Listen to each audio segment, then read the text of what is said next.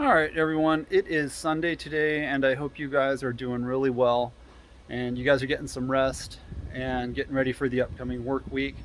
I wanted to put out a short video in response to several requests to a video I did a few years ago in regards to stacking dimes with the titanium flux 125. And so today I thought I'd try my best to see if I could give you some kind of tutorial on how uh, my method to laying down beads like that.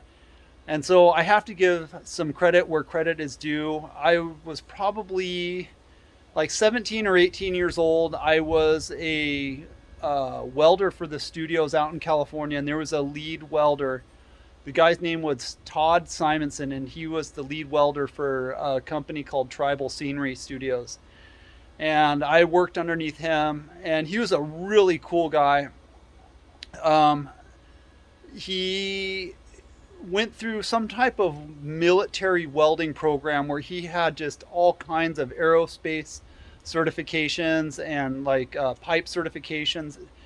And this was before YouTube or anything else. And as far as I'm concerned, to this day, I don't think there's anybody on YouTube that could touch him.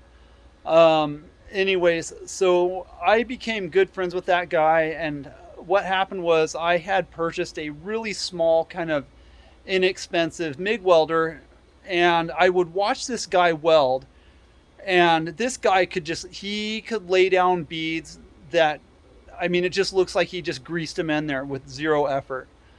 And so I was working on a project. It was like a Friday or Saturday night. And so I was working on a project, and I got all flustered because I wanted my welds to look nice. And so I called this guy up, and I could tell that in the background he was at some kind of a party or something. And so I said, "Hey, how do you weld like that? Like, how do you stack dimes like that?" And so he just explained it to me over the phone, where it made enough sense to me to get me going on the right track. And just after years and years and years of practice, I was able. It's easy for me now. So, anyways, so shout out to Todd wherever you are. Anyways, and then hopefully I can pass this on to you guys. So let me see if I can get you guys turned around here and get you set up, and I'll show you what I'm going to do. All right, so that's the titanium, the Flux 125. These are my settings, so pay attention. And then right over here, I have some pieces of just 1/4 inch scrap, and then I have a 1/4 inch plate, and that's what we'll work with. And so let me get you guys set up in the stand here, and then we'll see what we can do. Okay, I have you guys in the stand here, and so what I'm going to do is kind of just show you with a really big pin here first on how I do it. So the first method that I use for laying beads down is what I'll do is I'll start a puddle, I'll move forward, and then I'll just run a nice big loop around my puddle, move forward a little bit, come back around, go like that, move forward, come back around, move forward, come back around, like that. This is really big and kind of exaggerated, but I hope that helps to just kind of bring the point home.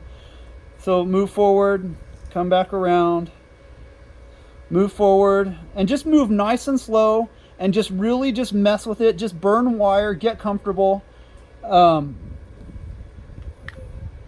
And I hope that makes sense to you. And then there's another method that I use.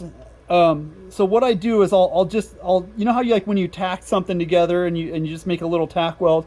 What you do is hold your tack there, hold it in one spot, till you really start to fill up a nice puddle, like just to the point where you feel like it's just going to get away from you, and then just move forward with it. And then what will happen is this puddle, it will roll into the back of your next puddle, and then it'll just fill it up. And just what you want to do is you really just want to kind of watch the outside of your puddles, all the way around. Just keep an eye on the outside edges of your puddles, and just build up a nice puddle and just roll forward. Just let it roll forward. And then as you practice that method, I think it'll click to you. It'll make sense to you.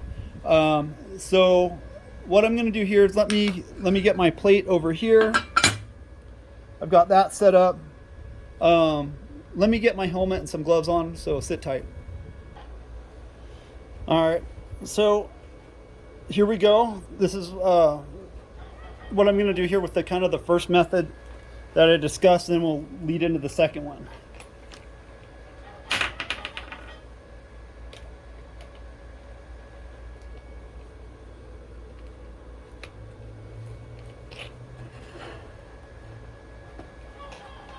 Another thing too, if my camera picks up the audio well enough, listen really closely to the sound of the weld as I'm welding.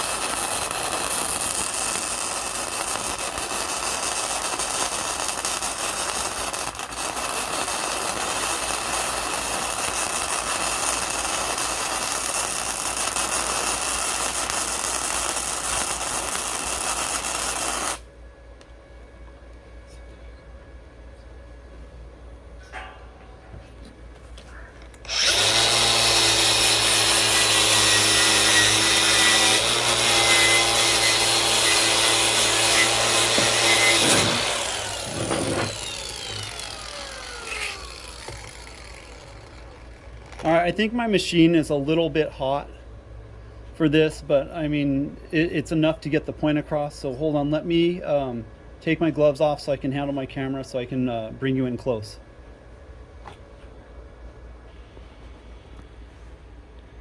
Okay, so this one here is a little bit rough. So as you can see there, I worked my way forward, and then just kind of came back around, went forward, came back around, went forward, came back around, went forward, came back around, went forward, came back around. All right, so let me set up a different type of scenario for you, and we'll go from there. Sit tight.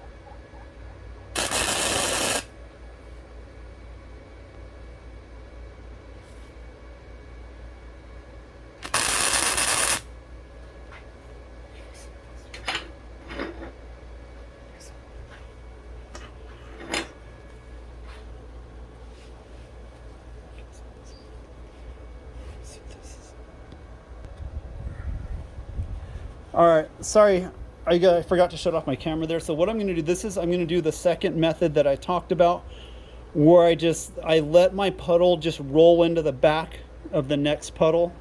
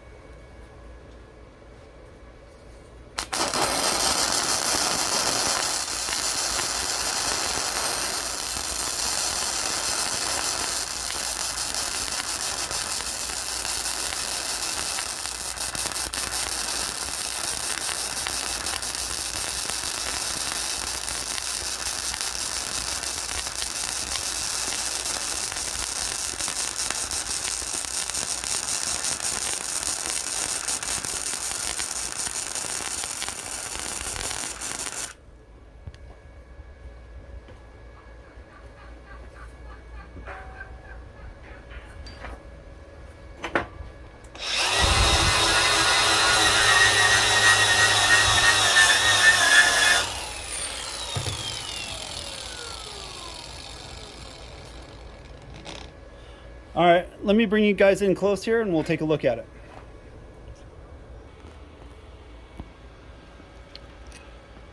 All right, as you can see here, I hope you guys can hear me. The profile on this one, you can see how I paused and then just kind of let it roll forward and just used a slight back motion on it just to push this puddle back into the previous puddle while it was still really hot. And you just kind of work on that and you just kind of work forward with it. Anyways, this one came out really nice. You know, the lighting's kind of messing with me. There you go. Anyways, that's how I do it.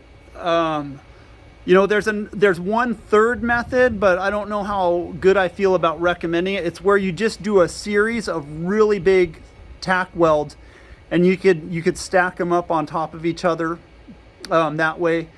I guess, you know, let me go ahead and do that method for you. So let me get you back in the stand and I'll do that really quickly for you. And I apologize. I feel like this is dragging on, and you know, I'm one of those guys where I lose interest real quick. So sit tight. All right. This will be like the third and final method of how I do it. I'm just doing a series of really big tacks overlapping. Listen really carefully to the sound.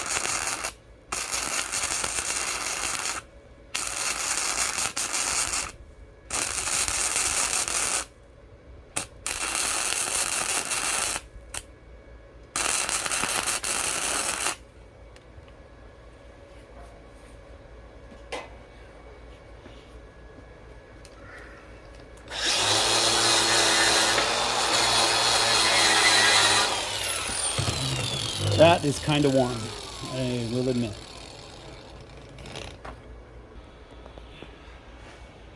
All right, I'm trying to get a really good angle on that. So anyways, if you guys, this is a little bit rough, but if you guys practice, you can lay down some, you know, really nice looking welds this way.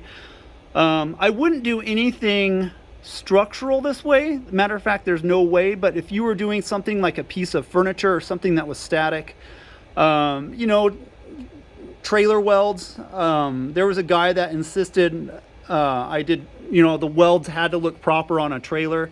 I know that there's a company out in California, it's called Hainsley, and they used to make boat trailers, and they were absolute, this is how it had to be done. Anyways, that's the third method. That's how I stack dimes. I hope that you guys find this useful and helpful. Anyways, hold on one second. All right, one more thing before I cut it short here. I just want to give a shout out to Eckel Saw and Supply Company. They sponsor me in all my saw blades and stuff like that, and I love them. They're great people. So if you guys need some really high quality saw blades and you're sick of all the cheap crap that's out there, give them a call. You want to talk to Clayton, and just tell them that you saw this, you heard about them on YouTube at 26FE. Anyways, they will take care of all of your band saw blades, whether it's a porta band or a giant bridge saw. They have it all. All right, once again, thanks for watching. I hope you guys have a great week. Just practice, and just I'll see you on the next one. As always, be blessed. Please like, comment, and subscribe. Help my channel grow. And see you in the next one. Peace out.